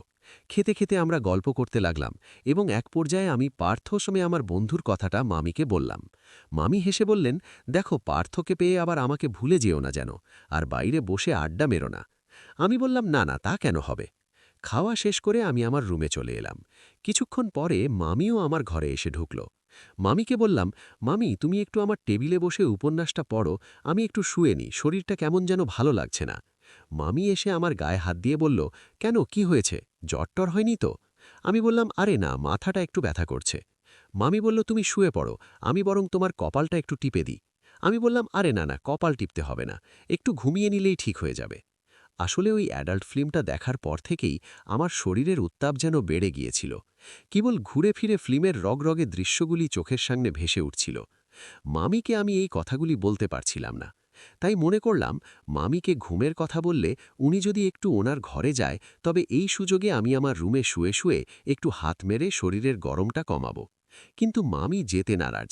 উনি বললেন, তুমি শুয়ে পড়ো, আমি তোমার পাশে শুই। আমি বললাম, না না, তা হয় না। উনি বললেন, কেন হয় না, অসুবিধাটা কি? আমি বললাম, কেউ যদি এভাবে আমাদের দেখে নেয় তবে ব্যাপারটা ভালো দেখাবে না। কোনো অসুবিধে নেই, আর তাছাড়া এখানে কে আছে দেখার মতো? আমি বললাম, কেন, কাজের মাসিটা আছেন না? মামি বললেন, ধুর বোকা, উনি তো নিচে রান্নাঘরে রাতের জন্য রান্না করছেন, আর উনি যদি দেখেনি তো এতে খারাপ মনে করার কি আছে? আমি হেসে বললাম, মামি, কার মনে কি আছে বলা তো যায় না। আমরা হয়তো খারাপ কিছু মনে না করে দুজনে পাশাপাশি শুয়ে থাকব, কিন্তু ব্যাপারটা ওনার কাছে স্বাভাবিক নাও মনে হতে পারে। উনি ব্যাপারটা বুঝতে পারলেন এবং বললেন, ঠিক আছে, আমি তাহলে তোমার পাশে বসে উপন্যাসটা পড়ি। আমি বললাম, ঠিক আছে, পড়ো। ডিসেম্বর মাস, বেশ শীত পড়েছে, তাই আমি লেপটা গায়ে নিয়ে চোখ বন্ধ করে শুয়ে পড়লাম। কিন্তু ঘুম আসছে না। চোখের মধ্যে শুধুই সিনেমার রগরগে দৃশ্যগুলি চলে আসছে। মামি পাশে বসে থাকায় সেটাকে হাতেও নিতে পারছি না। মামি হঠাৎ বলে উঠলেন, আজ আমার মা ফোন করেছিলেন। আমি চোখ খুলে মামির দিকে তাকিয়ে জিজ্ঞাসা করলাম, কেমন আছেন উনি, আসছেন না কি এখানে? মামি বললেন, না, উনি আসতে পারবেন না, তবে 1 সপ্তাহ পরে আমার ছোট বোন সুরভির পরীক্ষা শেষ হয়ে গেলে ও আসবে। আমি জিজ্ঞাসা করলাম, কোন ক্লাসে পড়ে ও? মামি বললেন, বিএ পরীক্ষা দিচ্ছে। কাল সকালে মামা বাড়িতে ফিরবেন, তাই রাতে তাড়াতাড়ি খাওয়া শেষ করে যে যার ঘরে গিয়ে শুয়ে পড়লাম। আমি রুমের দরজাটা বন্ধ করে ডিম লাইটটা জ্বালিয়ে সিনেমার দৃশ্যগুলি মনে করে শরীরটা একটু ঠান্ডা হলো। বাথরুমে গিয়ে হাত ধুয়ে বিছানায় এসে শুয়ে পড়লাম। রাতে একটা স্বপ্ন দেখে আমার ঘুম ভেঙে গেল। মনে করতে চেষ্টা করলাম স্বপ্নে কি দেখেছি। মনে পড়ল, স্বপ্নে দেখেছি। মনটা খুব খারাপ হয়ে গেল মামিকে নিয়ে এহেন স্বপ্ন দেখার জন্য। কিছুতেই মেলাতে পারলাম না কেন আমি মামিকে নিয়ে এই জাতীয় স্বপ্ন দেখলাম। যা হোক, বিছানা থেকে নেমে বাথরুমে ঢুকে প্যান্ট খুলে সাবান দিয়ে ভালো করে হাত ধুয়ে আবার বিছানায় এলাম। ঘড়িতে তাকিয়ে দেখি 5:30 বাজে। বাইরে এখনও অন্ধকার, চোখে ঘুম আসছে না, শুধু স্বপ্নের কথাটাই বারবার মনে আসছে। এভাবে ভাবতে ভাবতে কখন আবার ঘুমিয়ে পড়েছি জানি না। ঘুম ভাঙল মামিল ডাকে। তাড়াতাড়ি উঠে দরজা খুলে দিলাম। দেখি মামি দাঁড়িয়ে আছেন বাইরে, সুন্দর একটা নিষ্পাপ হাসি মুখে নিয়ে। বললেন, কি গো, আজ কলেজে যাবে না? কটা বাজে দেখেছ? আমি বললাম, হ্যাঁ, যাব। বলেই তাড়াতাড়ি রুমের দেওয়াল ঘড়িটার দিকে তাকিয়ে দেখি বেলা 11টা বাজে। মনটা খুব খারাপ হয়ে গেল।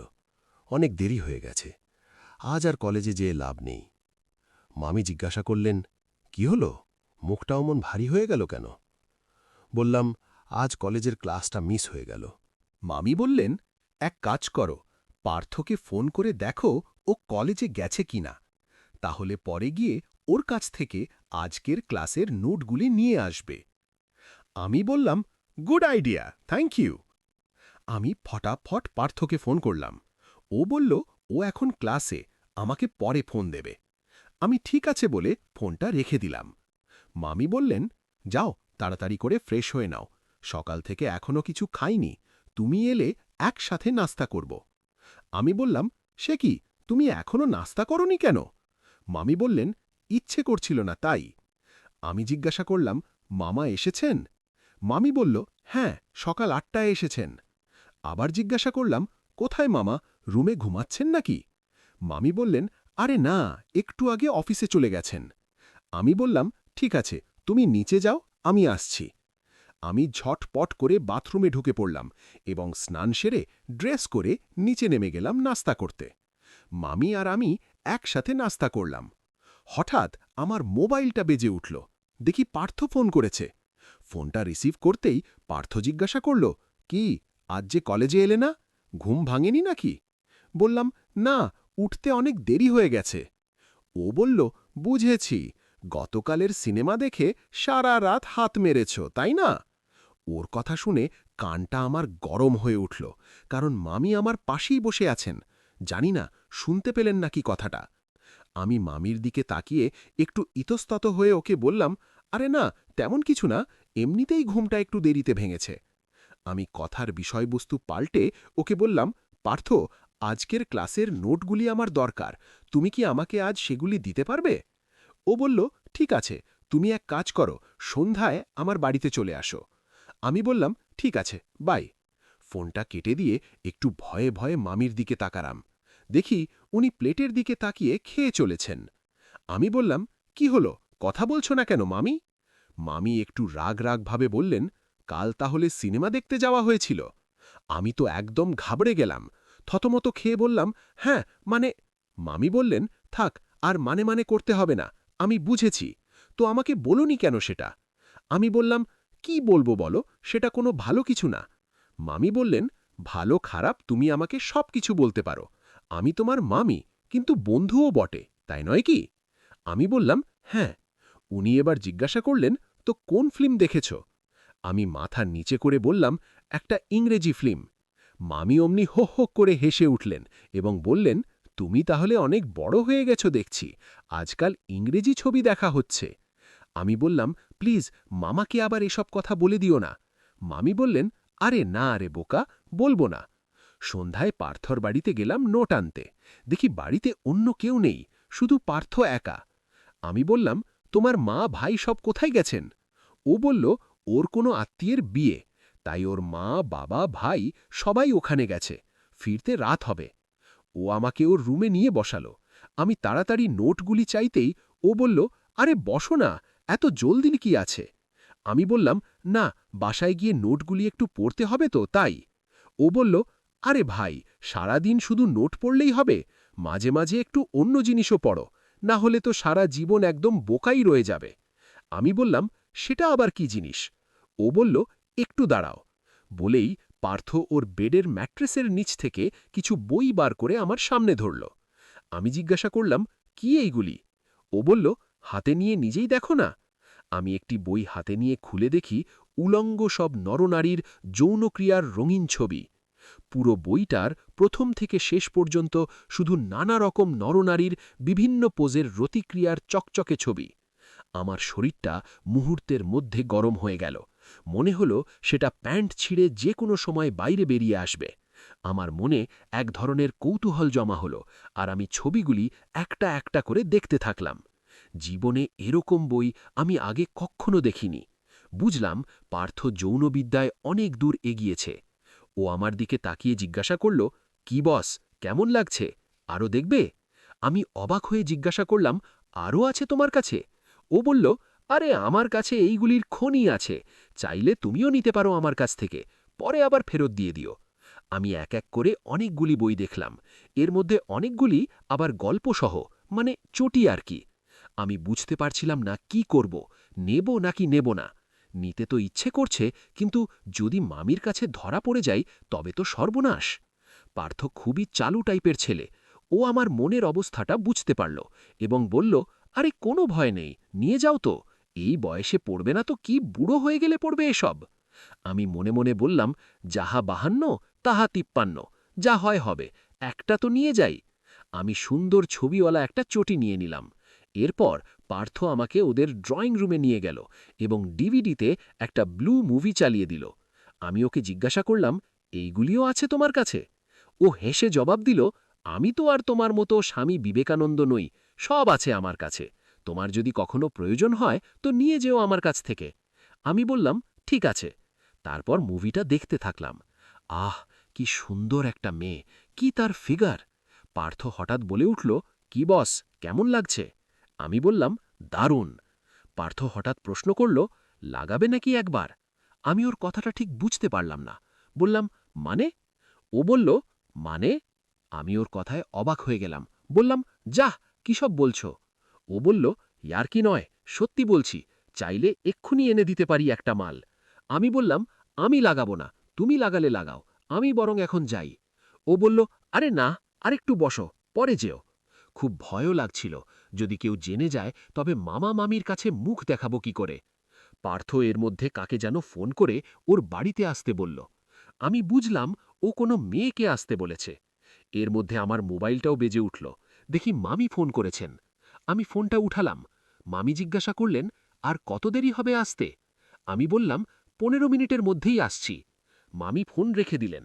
আমি পার্থকে বললাম, বস, তোমার সাথে থেকে এনজয় করতে পারলে ভালোই লাগতো, কিন্তু কি করব বলো, ওদিকে মামা মামি কি বলবে কে জানে। ও বলল, নো প্রবলেম বস, আরেকদিন প্রোগ্রাম বানাবো যখন বাড়িতে কেউ থাকবে না। আমি সম্মতি দিয়ে বিদায় নিলাম।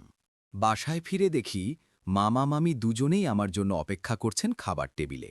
আমি তাড়াতাড়ি উপরে আমার রুমে গিয়ে নোটগুলি টেবিলে আর চটিটা আমার বেডের নিচে রেখে নিচে নেমে এলাম খাবারের জন্য। খাবার টেবিলে মামার সাথে অনেক কথা হলো। আমার পড়াশোনা কেমন চলছে জিজ্ঞাসা করলেন। এক পর্যায়ে মামা বললেন, তনু আমার নাম, আগামী সপ্তাহে আমি আর তোমার মামি একটু গোয়া যাব এবং ওখান থেকে মুম্বাই হয়ে তারপর ফিরব। ফিরতে প্রায় 1 মাস লেগে যাবে। তুমি কি যাবে আমাদের সঙ্গে? আমি বললাম, না না, আমি যাব না, আপনারা বরং যেয়ে ঘুরে আসুন। আমার পড়াশোনাও আছে, আর তাছাড়া সামনে আমার ফাইনাল পরীক্ষা। মামা বললেন, ও আচ্ছা, ঠিক আছে, তোমার খাওয়া দাওয়া বানানোর জন্য কাজের মাসি থাকবেন, আর তোমার মামির ছোট বোন সুরভিও আসছে আগামী সপ্তাহে, ও তোমাকে সঙ্গ দেবে এই কদিন। আমি বললাম, ঠিক আছে মামা, আপনারা আমাকে নিয়ে এত চিন্তা করবেন না, আপনারা নিশ্চিন্তে গিয়ে ঘুরে আসুন। আমি খাওয়া শেষ করে হাত মুখ ধুয়ে আমার রুমে গিয়ে পড়ার টেবিলে বসেছি নোটগুলি নিয়ে। এর মধ্যে মামি রুমে ঢুকলেন, বললেন, কি এত দেরি হলো যে বাসায় ফিরতে? আমি বললাম, নোটগুলি বুঝে আনতে একটু দেরি হয়ে গেল। মামি বললেন, চলো না আমাদের সাথে, খুব মজা হবে। আমি দুষ্টুমি করে বললাম, না, আমি কাবাবের হাড্ডি হতে চাই না। মামি আমার চুল মুঠি করে ধরে বললেন, খুব পেকেছ না? আমি বললাম, যেটা সত্যি তাই বললাম। মামি খুবই অনুরোধ করতে লাগলেন আমাকে নেবার জন্য, কিন্তু আমার যেতে মন চাইছিল না। যা হোক, মামিকে বুঝিয়ে সুঝিয়ে রাজি করালাম আমাকে না নেবার জন্যে। মামি গুড নাইট বলে ওনার রুমে চলে গেলে আমি রুমের লাইটটা নিভিয়ে দিয়ে টেবিল ল্যাম্পটা জ্বালালাম এবং বেডের নিচ থেকে চটিটা বার করলাম। আহ, কি সুন্দর সব ছবিগুলো! আমি এবার একটা গল্প পড়তে শুরু করলাম। গল্পটা ছিল প্রাইভেট টিচারের সাথে ছাত্রীর যৌন লীলা নিয়ে। একদম রগরগে গল্প আর কি। গল্প পড়ে আমার অবস্থা তো চরমে, শরীরটা কেমন যেন হালকা হয়ে গেল, খুব ভালো লাগছিল। আমি উঠে বাথরুমে গেলাম। কিছুক্ষণ পর জলের পিপাসা লাগল। মনে করলাম উঠে গিয়ে ডাইনিং রুম থেকে জলের বোতল নিয়ে আসি। তাই পাজামাটা পরে দরজা খুলে নিচে ডাইনিং রুমের দিকে যাচ্ছি। ডাইনিং রুমের যাওয়ার সিঁড়িটা মামির রুমের পাশেই। হঠাৎ একটা চাপা মেয়েলি কণ্ঠের শব্দ শুনে থমকে গেলাম এবং দাঁড়িয়ে বোঝার চেষ্টা করলাম কোথা থেকে শব্দটা আসছে। মুহূর্তেই বুঝে গেলাম কণ্ঠটা আমার মামির। মামি বললেন, এক কাজ করো, পার্থকে ফোন করে দেখো ও কলেজে গেছে কিনা, তাহলে পরে গিয়ে ওর কাছ থেকে আজকের ক্লাসের নোটগুলি নিয়ে আসবে। আমি বললাম, গুড আইডিয়া, থ্যাংক ইউ। আমি ফটাফট পার্থকে ফোন করলাম। ও বলল ও এখন ক্লাসে, আমাকে পরে ফোন দেবে। আমি ঠিক আছে বলে ফোনটা রেখে দিলাম। মামি বললেন, যাও তাড়াতাড়ি করে ফ্রেশ হয়ে নাও, সকাল থেকে এখনো কিছু খাইনি, তুমি এলে একসাথে নাস্তা করব। আমি বললাম, সে কি, তুমি এখনো নাস্তা করনি কেন? মামি বললেন, ইচ্ছে করছিল না তাই। আমি জিজ্ঞাসা করলাম, মামা এসেছেন? মামি বলল, হ্যাঁ, সকাল 8টায় এসেছেন। আবার জিজ্ঞাসা করলাম, কোথায় মামা, রুমে ঘুমাচ্ছেন নাকি? মামি বললেন, আরে না, একটু আগে অফিসে চলে গেছেন। আমি বললাম, ঠিক আছে, তুমি নিচে যাও, আমি আসছি। আমি ঝটপট করে বাথরুমে ঢুকে পড়লাম এবং স্নান সেরে ড্রেস করে নিচে নেমে গেলাম নাস্তা করতে। মামি আর আমি একসাথে নাস্তা করলাম। হঠাৎ আমার মোবাইলটা বেজে উঠল। দেখি পার্থ ফোন করেছে। ফোনটা রিসিভ করতেই পার্থ জিজ্ঞাসা করল, কি আজ যে কলেজে এলে না, ঘুম ভাঙেনি নাকি? বললাম, না, উঠতে অনেক দেরি হয়ে গেছে। ও বলল, বুঝেছি, গতকালের সিনেমা দেখে সারা রাত হাত মেরেছ, তাই না? ওর কথা শুনে কানটা আমার গরম হয়ে উঠল, কারণ মামি আমার পাশেই বসে আছেন। জানি না শুনতে পেলেন নাকি কথাটা।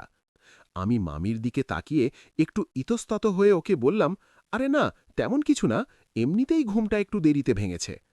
আমি কথার বিষয়বস্তু পাল্টে ওকে বললাম, পার্থ, আজকের ক্লাসের নোটগুলি আমার দরকার, তুমি কি আমাকে আজ সেগুলি দিতে পারবে? ও বলল, ঠিক আছে, তুমি এক কাজ করো, সন্ধ্যায় আমার বাড়িতে চলে আসো। আমি বললাম, ঠিক আছে, বাই। ফোনটা কেটে দিয়ে একটু ভয়ে ভয়ে মামির দিকে তাকালাম। দেখি উনি প্লেটের দিকে তাকিয়ে খেয়ে চলেছেন। আমি বললাম, কি হলো, কথা বলছো না কেন মামি? মামি একটু রাগ রাগভাবে বললেন, কাল তাহলে সিনেমা দেখতে যাওয়া হয়েছিল? আমি তো একদম ঘাবড়ে গেলাম। থতমত খেয়ে বললাম, হ্যাঁ, মানে। মামি বললেন, থাক, আর মানে করতে হবে না, আমি বুঝেছি, তো আমাকে বলোনি কেন সেটা? আমি বললাম, কি বলবো বলো, সেটা কোনো ভালো কিছু না। মামি বললেন, ভালো খারাপ তুমি আমাকে সব কিছু বলতে পারো, আমি তোমার মামি, কিন্তু বন্ধুও বটে, তাই নয় কি? আমি বললাম, হ্যাঁ। উনি এবার জিজ্ঞাসা করলেন, তো কোন ফিল্ম দেখেছ? আমি মাথা নিচে করে বললাম, একটা ইংরেজি ফিল্ম। মামি অমনি হো হো করে হেসে উঠলেন এবং বললেন, তুমি তাহলে অনেক বড় হয়ে গেছো দেখছি, আজকাল ইংরেজি ছবি দেখা হচ্ছে। আমি বললাম, প্লিজ মামাকে আবার এসব কথা বলে দিও না। মামি বললেন, আরে না রে বোকা, বলবো না। সন্ধ্যায় পার্থর বাড়িতে গেলাম নোট আনতে।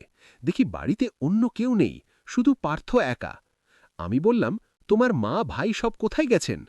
ও বলল, ওর কোনো আত্মীয়ের বিয়ে, তাই ওর মা বাবা ভাই সবাই ওখানে গেছে, ফিরতে রাত হবে। ও আমাকে ওর রুমে নিয়ে বসালো। আমি তাড়াতাড়ি নোটগুলি চাইতেই ও বলল, আরে বসো না, এত জলদি কি আছে?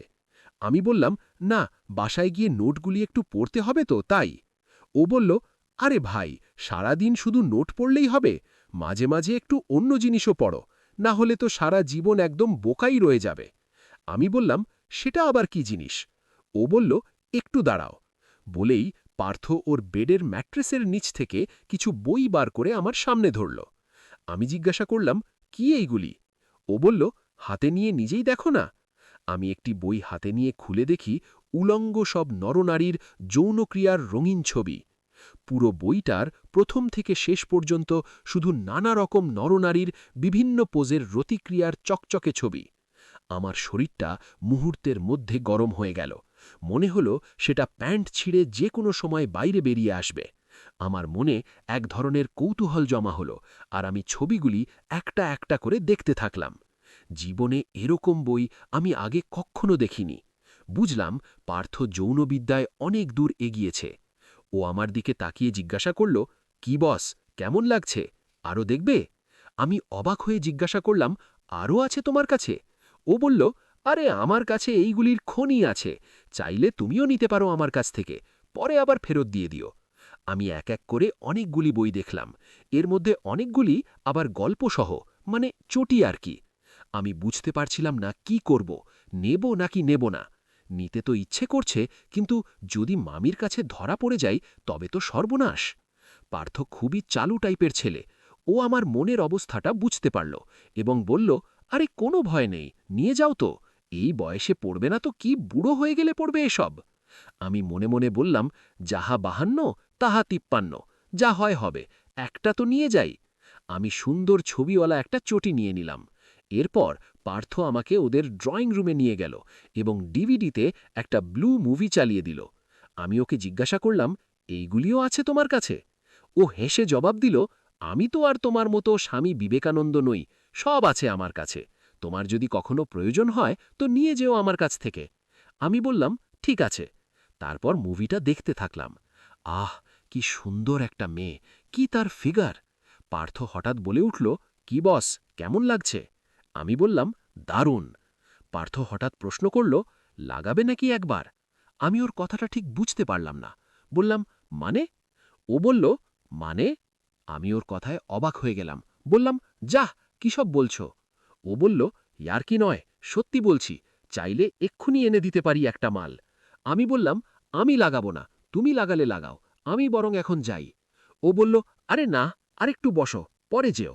খুব ভয়ও লাগছিল, যদি কেউ জেনে যায় তবে মামা মামির কাছে মুখ দেখাবো কি করে। পার্থ এর মধ্যে কাকে যেন ফোন করে ওর বাড়িতে আসতে বলল।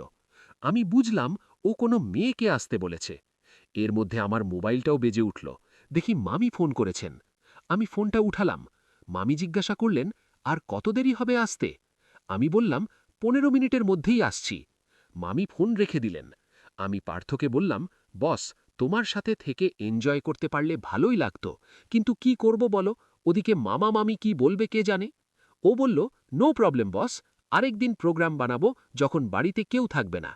আমি সম্মতি দিয়ে বিদায় নিলাম।